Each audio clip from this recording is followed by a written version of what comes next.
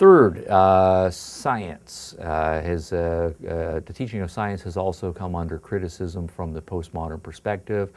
Again, the scientific way of thinking, the argument here is that science is based on observation. From the modern perspective, it's based on reason from the modern perspective. And so since observation should be universal to the species and reasoning and the capacity for doing scientific analysis and so forth should be universal to the species, the modernist way of thinking about science is that science then is universalistic. The truths that science comes up with should be believed by all people, and so we should have one scientific set of truths or one scientific curriculum, one scientific set of content and method that all students should learn and all students should become proficient at. What the postmoderns are more likely to argue is that science is just one way of thinking about the world.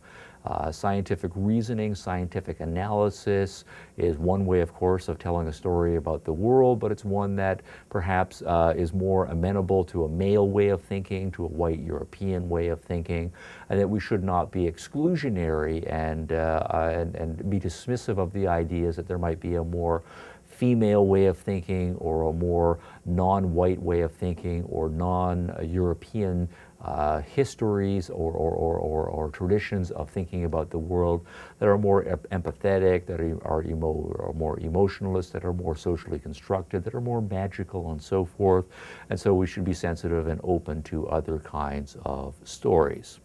This kind of battle will come to the fore when we look at test scores, for example. Various kinds of standardized tests will be given, and we might, for example, notice that males typically score better on science and math and logic and quantitative portions of the test than females do. Or we might notice that white students and Asian students do better on science and math than Hispanic students and black students are doing on the test. How do we then interpret these results? Well, we can, of course, then say that, well,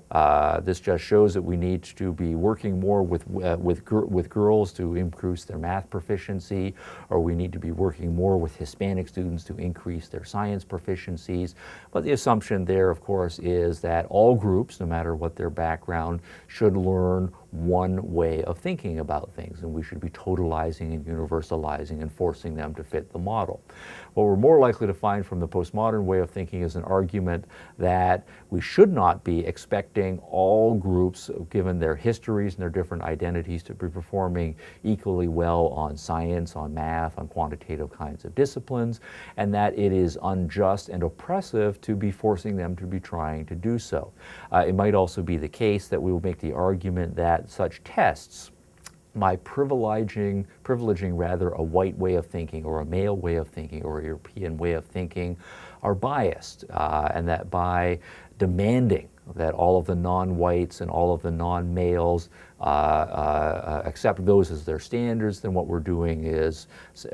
setting them up for failure because they're not going to be able to meet those standards, and so we're then just going to be setting them up for accepting a secondary or a marginalized position in society. If after all that's not the right way of thinking for them, if it requires an alien way of thinking, they're never going to be proficient at it, then by the time we get through the school system, their grades are going to be subpar, and that means we're setting them up only for subpar positions in society, which means we're excluding them from access to the avenues of power and so forth. So science as a way of thinking is something that is a limited way of thinking, it's a biased way of thinking, and what we should then be doing is marginalizing science and making room rather in the curriculum for other ways of thinking and institutionalizing those to give all groups equal power. Now, this then is not to say that there is another group's way of thinking that is the right way. The postmodern project is overall to say there is no such thing as a right answer. There is no such thing as a right way. There is no such thing as a happily ever after story that we can tell about society. Society is a multidimensional group conflict, ongoing power struggle between the strong and the weak along a variety of dimensions. What we as postmodern educators need to do is recognize the power struggle for what it is, empower ourselves to be able to enter into that ongoing rhetorical battle,